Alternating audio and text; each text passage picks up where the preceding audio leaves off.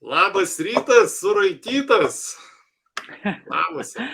Labas, Šarūnai, labas. Ir šiandien mes turime antrą dublį, norėjau sakyti, bet čia ne dublis, mes visada iš vieno dublio filmuojam, nesgi mes, taigi mes kaip profesionalai, esam koks šiandien. Antro karto jokio plano, žinai, kaip yra bėgikai, kai bėga maratone ir pas juos būna užrašyta ant marškinėlių, tai aš tokių matau, labai pakelia nuotaiką visada. Nėra jokio plano B. Šiandien antra serija pas mus, tai yra tęsiam tą pradėtą temą, nes kažkaip mes, žinai, į jūs pakalbam, įsivaizduojam, kaip jūs mums užduodat klausimus, nes, dėja norėtųsi daugiau komentarų, pastebėjimų po tais videos, bet kai nėra, tai mes, ant tiek esame jau čia su Ema per tuos metus, kur su jumis bendraujame, jau taip net jaučiam, ką jūs norit paklausti. Ir ta nuojauta, tikiuosi, mūsų neapvilė, tai yra praeitą temą mes kalbėjome ir iškilo tokia mintis, kad reikėtų pakalbėti apie konkurenciją tinklinėje rinkodaroje. Ir tai tikrai aktuali tema, nes daugumoje turbūt kompanijų vyksta labai labai pompastiški ten renginiai, kuriuo metu ten visi kaip teletabiai vienas kitą ten čiut ne ant rankų nešioja ir ten apsikabinkime ir ten pasibučiuoja. Nežinau kaip pas jūs, bet pas mus tikrai to yra ir tai nėra blogai, tai labai faina viskas. Tačiau ar kiek iš tikrųjų yra tos konkurencijos, ar jinai iš tikrųjų yra, kokia jinai turi būti. Konkurencija tai nebūtinai blogai, konkurencija apskritai tai yra, jeigu ne konkurencija, tarp, nežinau, kurią pradėjo dar ir aprašė savo veikaluose Darvinas, tai yra tarp rūšių konkurencija, vėliau konkurencija turbūt profesinėje aplinkoje, konkurencija kitose sferose, tai mes turbūt sėdėtume urve, ratas dar nebūtų išrastas ir lėktuvai tikrai neskraidžiotų ir mobilių telefonų nebūtų, jeigu nebūtų konkurencijos. Lygiai taip pat versle. Sutikime, kad tinklinė rinkodara tai yra verslas ir versle visada yra konkurencija. Konkurentus ir konkurenciją reikia gerbti, reikia žinoti jos principus, reikia jausti jos ritmą ir jausti jos tempą tam, kad ta konkurencija tau padarytų vieną labai ir labai gerą darbą. Tai yra, duotų tau kai kuriais atvejais spyrį į užpakalį, galbūt priverstų nekaltyti kitus, o pasižiūrėti rytais į veidrodį ir dar daug ko. Be abejo, yra ir kita konkurencija, kai tu jau tiesiog, nežinau, liguistai kartais žiūrai, pavydas atsiranda galbūt kitam jo gerų rezultatų ir tai yra turbūt riba, už kurios nereikėtų eiti. Tai konkurencija tinklinė rinkodara, kokia jos būna, kokios jos formos apraiškos, mes šiandien su Ema ir pakalbėsime. Taigi, konkurencija tinklinė rinkodara, ką tu apie tai manai? Jo, visų pirma, tai mes apie šitą jau šiek tiek užsiminėm mūsų praeitam video, ar ne, kuris buvo su sena ar su nauja kompanija, kurią kompaniją pasirinkti, ne, seną ar naują, kažkaip tai panašiai vadinus. Su kuria kompanija turėti problemų? Jo, su kuria kompanija nori turėti problemų, jo. Tai gali tenai pažiūrėti, ten buvo ta tokia pradžia, nuo ko mes pradėjom, kaip mums iš vis iškilo šita nauja tema aplamai apie konkurenciją pakalbėti, žodžiu.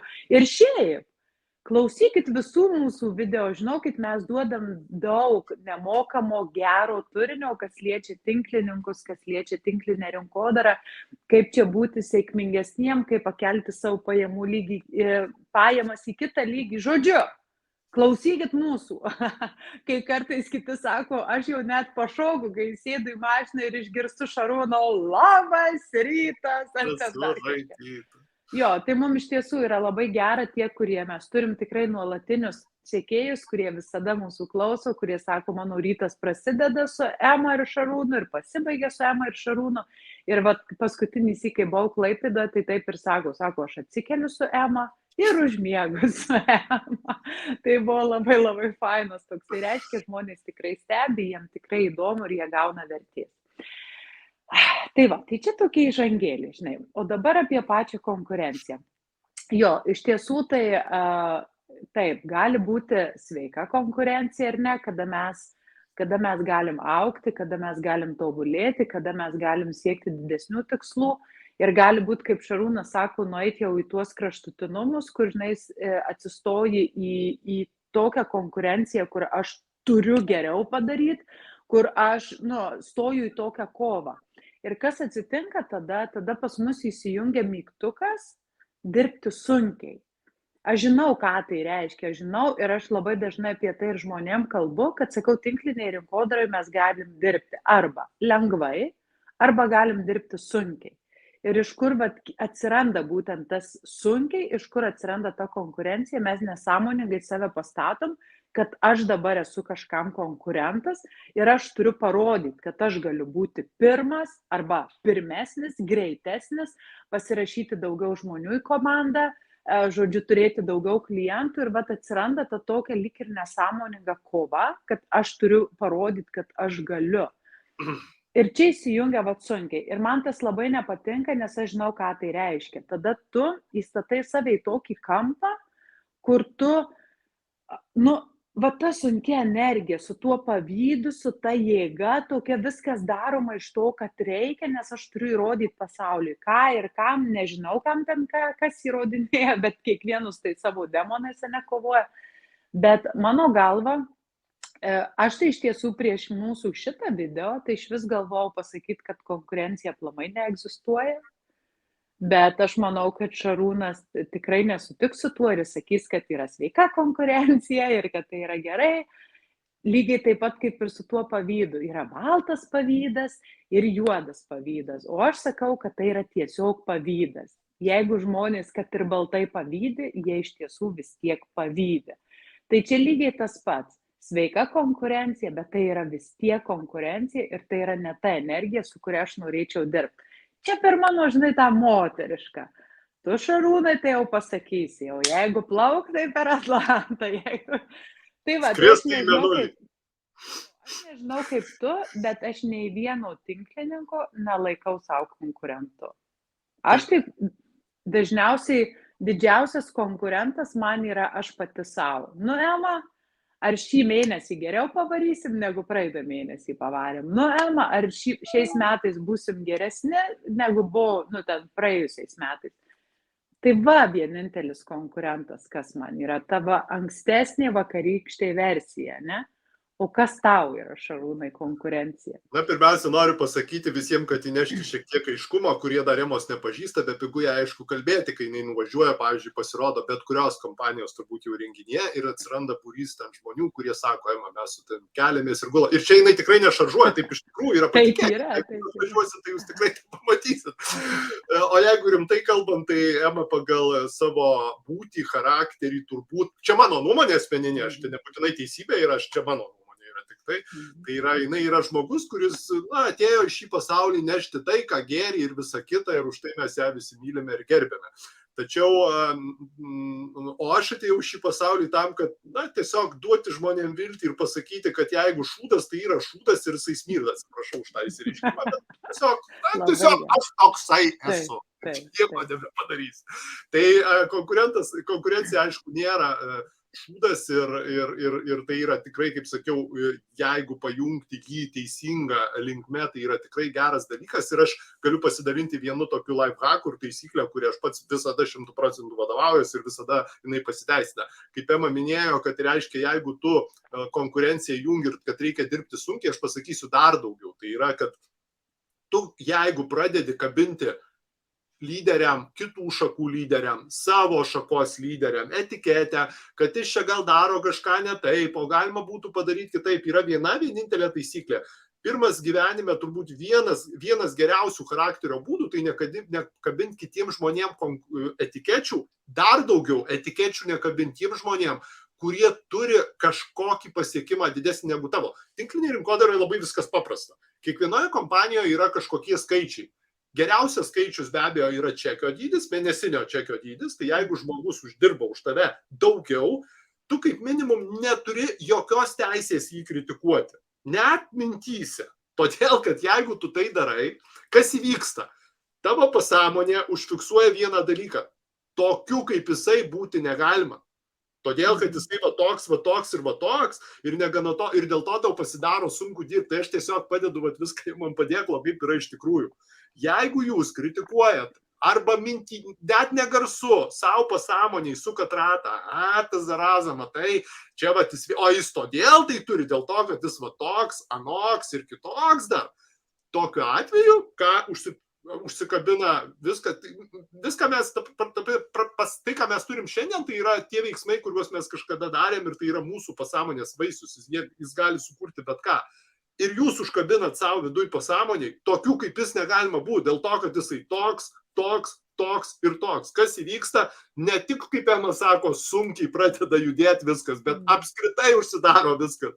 Taigi kitą kartą, kai turėsite pagundą kritikuoti, pavydo galbūt genami, o normalu, mes žmonės iš mėsos ir kaulų, mes gyvi žmonės, mums tie savisaugos instinktai lengvi, visada mes link jų norime nueiti. Visada pasakyti savo stop galvoj, jisai šaunuolis. Aš visada sakau, kai man aš išgirstu, kažkur ate būna, kai prasideda kažkokie komentarai, visada labai, žinot, yra toks posakis, kiekviena namų šeimininkė gali valdyti valstybę. Tai yra, taip yra. Tai yra, jūs turbūt irgi turit savo aplinkoje žmonių, kurie pradeda komentuoti, pavyzdžiui, kalbėti su televizorium, ten su kokia nors, nežinau, premjerų, prezidentė, ar ten Seimo nariais, kurie pradeda kalbėti, ta prasme, ir aš, kai man tai pradeda komentuoti, arba gatvėje mane pasigauna, sakau, tai viskas gerai, tai tu eik į rinkimus, tu daeik tą lygį ir tu tada keisk. Tai viskągi galima, demokratinė, lygiai tas pats yra tinklinė rinkodara. Jeigu tu manai, kad jis negerai daro, tai tu paimk ir padaryk geriau, bet niekada nekritikuok daugiau čia turinčių žmonių. Jeigu jisai kažkur peržengia ten kažkokias ribas, galbūt kompanijos politikos ar dar kažką, tai palik tai biurui, informuok, palik savo tiem, kurie tai saugoja, bet jokių būdų nekabink etikečių žmonėm, turintiem, gaunantiem, uždirbantiem, generuojantiem, turintiem didesnę komandą, nes tai yra tiesioginis kelias uždaryti savo perspektyvą, judėti į priekį. Iš karto, nes jūs tą uždaro, tai yra viena. Kitas dalykas, iš tokių žmonių visada juos nereikia nekritikuoti, o iš jų reikia mokytis. Ką jie daro kitaip, kodėl jie turi taip, kaip turi. Čia iš karto ateina pagunda, tai yra, tai žinai, tai jamgi, taigi patemai, tai paprasta. O gal žinot, kiek man pagundai ateina, iškart būry žmonių atsiranda, o jie visi sako, aš su tavim ten čiut nekeliuosi ir guluosi ten ir, ta prasme, Taip. Prasme, sako, aš keliuosi ir guluosi su Ema ten, reiškia, žiūrėdamas, kaip jinai, tai viskas gerai, ką Ema daro, tai pasidarykit reviziją tada, kiek Ema daro laivų per dieną, kiek jinai daro komunikacijų, aš čia, aišku, dar plačiai apkalba. Taip. Bet taip yra. Ir būtent reikia mokytis analizuoti, ką daro kitaip. Paprastai turintys daugiau daro kelis dalykus tik tai kitaip. Jie daro visko daugiau ir intensyviau. Tai yra intensyviau ir daugiau. Viskas. Kad daryti intensyviau ir daugiau, ko reikia? Reikia motivacijos. Motivacija čia turbūt vėlgi atskira tema. Dar viena gera tema, matai, apie kurią bus galima pakalbėti turbūt irgi nemažai. Tai imti pavyzdį, laikyti konkurenciją kaip variklis ir judėjimas į priekį ir iš to pasisemti, tiesiog paimti gerą kvantą. Man padėjo labai, kai aš sakau, nustojau kabinti etiketės, pradėjau mokintis, pradėjau nekritikuoti, bet geriausiu atveju patylėti, jeigu viduj tas velnės ten kažkoks, tai pradeda su tom šakėm, Šarūnaigi jisai, koksai jisai, matai. Tai yra viena pagrindinių taisyklių, kuri man davė labai daug ir ne tik tinklinėje rinkodaroje, davė ir kitose srityse. Tai yra konkurenciją reikia gerbti ir mylėti. Ir dabar turbūt galima pakalbėti apie konkurenciją tarp savo šakų, tarp kitų šakų, tarp kitų kompanijų galbūt net, ar jinai egzistuoja tinklinėje rinkodaroje ir kaip jinai egzistuoja. O, kaip aš čia. Jo, apie tas etiketės dar, žinai, kaip tu sakai, apie tuos visus sėkmingus žmonės, iš tiesų aš irgi noriu pastebėti vieną dalyką. Jeigu mes pradedam žerti kritiką tiem, kurie turi didesnį rezultatą, žinot, kas atsitiks, jūs gyvenime neturėsit geresnio rezultato, negu turi dabar. Todėl, kad jūs sakot, aš negaliu uždirbti daugiau, dėl to, kad jūs irgi kažkas pradės kritikuoti. Įsivaizduokit, jeigu jūsų, pavyzdžiui, pajamos paauga, jūs pasiekat kitokį lygį, o jūs kažkada kritikavot žmonės, kurie uždirbo daugiau, tai ir jūs kritikuos, ir jūs pasąmoningai bijosit aplamai siekti kažko gyvenime daugiau, nes žinosit, kad kažkas į jūs kritikuos lygiai taip pat. Ir šiaip tai yra uždaromi visi pajamų kranai, todėl kad jūs sabotuosit savo sėkmę, nes tai persimbina aplamai su jūsų vertybėm, ane? Ir, pavyzdžiui, žiūrėkit, tie sėkmingi žmonės, kurie galbūt kažką daro ne pagal jūsų supratimą, va kaip jum atrodo, kad reikia daryti ir siekti tikslo, tai nereiškia, kad pagal to žmogaus vertybinę sistemą tai atitinka. Tai va tie, kurie turi tą rezultatą ir galbūt ne visada daro kažką teisingai, tai žinokit, kad mes kiekvienas leidžiam per savo skalę, per savo filtrą kažkokį, ar ne? Ir jeigu tai nesipina su to žmogaus vertybėm, tai nereiškia, kad nesipins su mūsų. Tai va čia yra labai svarbu eiti tą savo kelią, visų pirma, žinoti, kas mums yra svarbu, ko mes siekiam, kokios mūsų yra top vertybės ir pagal tai gyventi ir vadovautis. Bet jokių būdų, kaip sako Šarūnas, nežerti kritikos tiems, kurie turi geresnį rezultatą. Jeigu jūs atsistotumėt į jų klumpę, pavaikščiotumėt su jų batais, jūs suprastumėt, kad kodėl tie žmonės vienoje ar kitoje situacijoje taip elgiasi. Tai va, tai tiesiog stenkitės nuimti nuo savęs tą sunku, o žinot, beje, aš kai buvau Klaipėdoje irgi manęs klausė, sako, tai kaip tu perjungiai tą mygtuką iš sunkiai į lengvai, ne? Kaip tau? Sakau, visų pirma, pakeičiau įsitikinimus, nes įsivaizduokit, su kokia energija žmonės dirba, kai jų vidinė programa yra niekam nieko nereikia, visi visko ir taip turi, Lietuva per maža rinka neužteks žmonių, aš turiu su visais konkuruoti, kad tik spėčiau pasirašyti visus žmonės ir visi būtų mano klientai ir mano verslo partneriai. Ir įsivaizduokit, su kokia energija mes einam dirbti, kada mes galvojam, visiems visko reikia, visi viską perka, kad tik man užtektų viso gyvenimo su visais pakalbėti, su kuo tik tai aš noriu pakalbėti, ar ne, ir kad tik man užtektų laiko su visais dirbti tais, kurie nori dirbti ir uždirbti. Tai kai pakeiti įsitikinimus savo galvoje, tada persijungia. Įsivaizduokit, kaip yra lengva dirbti, kai visiems visko reikia. Kai visi viską perka, tai tu tik tai spėk daryti, spėk planuoti savo dienotvarkę taip, kad užtektų visiems laiko. Visiems klientam, esamiem klientam, būsimiem klientam, verslo partneriam ir taip toliau. Tai va čia toksai, lyrinis nukrypimas, bet labai norėjau apie tai pasakyti. Na, o dabar apie tą konkurenciją tarp toje pačioje, tarkim, komandoje esančių žmonių, ar ne? Ir iš tiesų, lyderiai, tie, kurie turi savo komandas didesnės ar mažesnės, nesvarbu, jeigu jūsų jau po jumis yra nors vienas žmogus, jūs jau turit komandą. Tai vat, ten, taip, yra tam tikros kvalifikacijos, kada tu stengiasi motyvuoti savo komandą, siekti geresnių rezultatų. Bet pavyzdžiui, aš asmeniškai niekada nepraktikuoju tokių dalykų, kad tas, kuris daugiausiai pasirašys, pavyzdžiui, šį mėnesį komandą žmonių, ar ne, tas gaus, pavyzdžiui, geriausią prizą. Kodėl aš to nepraktikuoju? Nes yra žmonių, kurie jau pradžioje mėnesio iš karto įsijungia programą. Ai, tai vis tiek tas padarys. Ai, tai vis tiek tas daugiausiai pasirašys. Ai, tai vis tiek. Ir jie iš karto nuvertina save. Aš labiau einu už tai, kad, pavyzdžiui, pirmus kelis, kurie daugiausiai, arba dar kažkaip sužaidžiu, kad nebūtų išreitingavimo pirmas daugiausiai, tada kas mažiausiai vos ne, duoti kelias prizinės vietas, kad jie keli galėtų sustoti ant pjedestalo. Nesakau, jeigu mes išskiriam tik vieną vienintelį, tada žmonės daugiausiai jau žino, kas yra toje komandoje daugiausiai pasirašantis ir jie net nepradeda daryti veiksmų. Tai padarykit sveiką konkurenciją ant to, kad visi gaus vienokį ar kitokį, pavyzdžiui, pripažinimą. Ir tas daug geriau veikia. Ką tu sakai, Šarūnai? Nu, motivacija, matai, vėl kokia gera tema čia pas jūs išlenda ir turbūt apie motivaciją reikia pakalbėti sekantį kartą.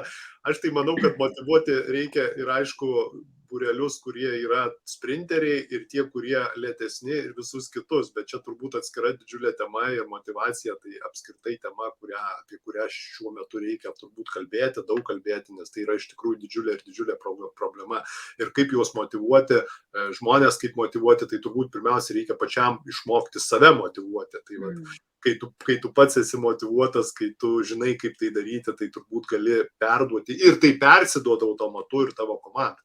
Aš dar gal noriu pakalbėti labai apie svarbų dalyką, ką kartais galbūt pastebiu kažkur, tai yra, kai lyderiai pradeda konkuruoti su savo pirmąją liniją, vadinkim, taip galiu pasakyti, tai yra su savo žmonėmis, kartais taip būna ir va čia turbūt, aš gal pasakysiu, čia teorija, gal praktikoje ir tai normalu, ir tai turi būti, tačiau teorijoje turbūt su savo pirmąją liniją reikia padėti ir su jie negalima konkuruoti. Tai yra imti, bandyti apšokti, apžaisti kažkaip, tai ieškoti kažko tai arba pastoviai, jeigu jūs ten kreipsite suradę, nebūtinai, kad pasidalinti gerą patirtim kažko prašyti yra blogai, tačiau yra blogai, kai lyderis pradeda remtis į savo pirmąją liniją ir tai daro pastoviai, tai yra ir tai pradeda jausti pirmos, nes į lyderį turi lygiuotis jo pirmą liniją. Ir tai čia, būtent tinklinė rinkodara, kuo ir yra unikalus verslo modelis, dėl to, kad jeigu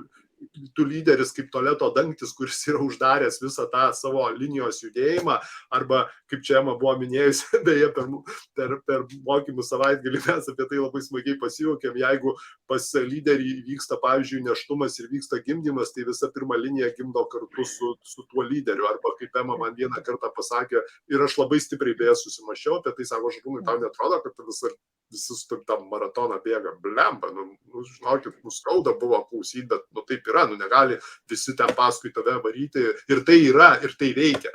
Tai yra, žiūrėjimas ryte į veidrodį yra geriausias būdas identifikuoti savo pirmos linijos sveikatos būklę, vadinkim, pamatuoti pulsą. Tai yra normalu ir jeigu jūs konkurencija su savo pirmą liniją yra tikrai nėra gerai. Konkurencija tarp pirmos linijos žmonių, galbūt taip, tai yra sveika, tai ir sąrašus ir labai aš svarbu matau, kad tikrai tai veikia.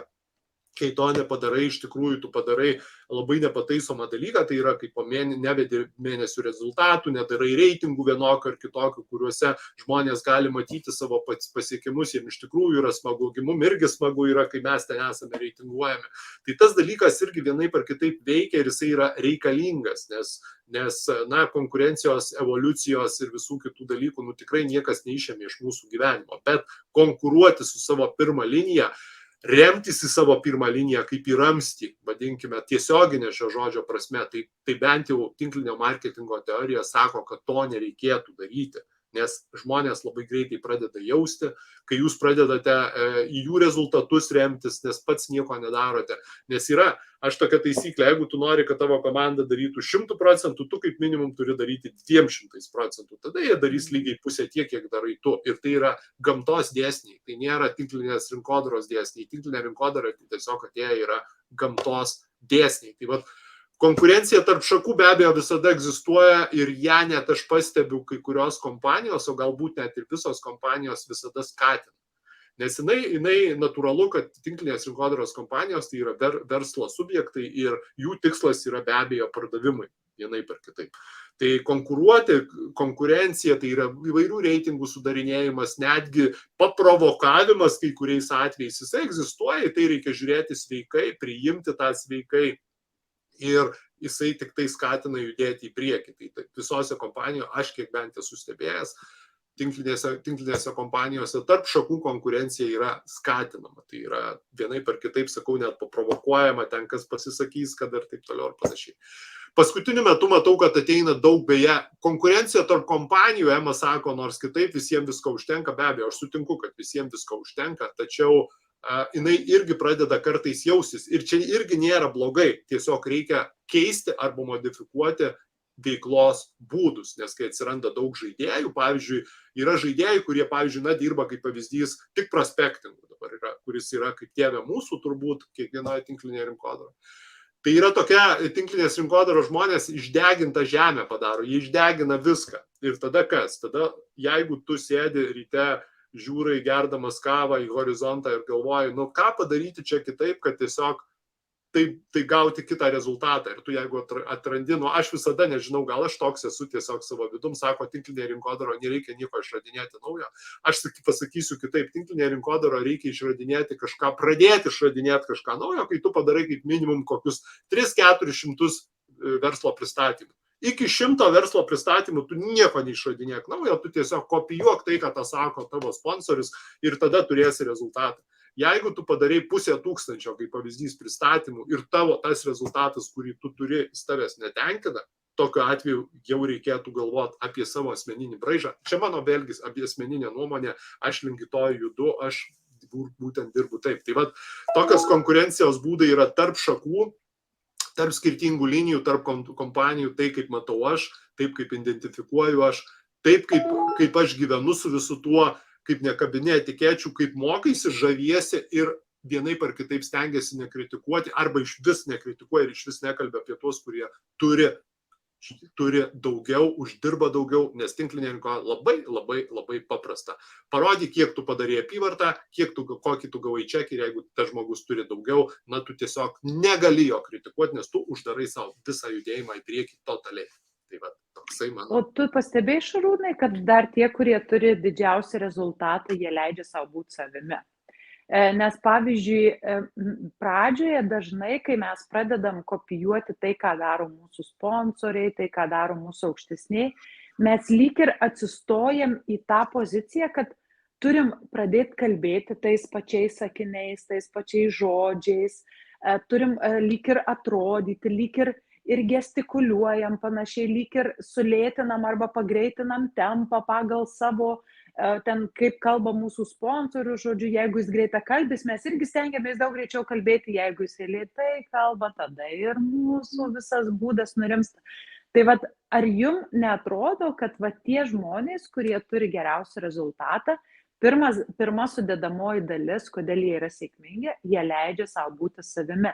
Nes mano galva, tinklinėje rinkodaroje, kada tai yra paremta ant rekomendacijų, kada tai yra paremta ant to tokio, žinai, žmogiško pasidalinimo savo patirtim, tai, kas man veikia, tai, kas man padėjo, tai, kas veikia mano klientam, visų pirma, tu turi būti savimi.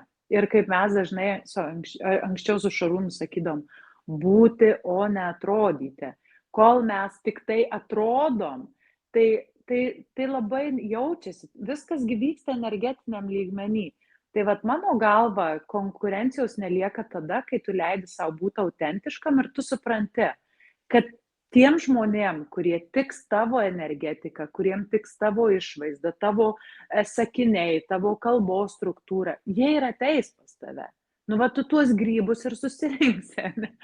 Bet tiem, kuriem netiks, tu gali kalbėti kaip tu nori, o kai tu dar pradedi apsimetinėti ir bandai vaidinti kažką kitą, tai iš viso vyksta kažkoks krachas ir žodžiu, tada iš vis nei klientų, nei verslo partnerių, nes tu dar bandai būti kažkuo kitu ir tai atima dar daugiau tavo energijos.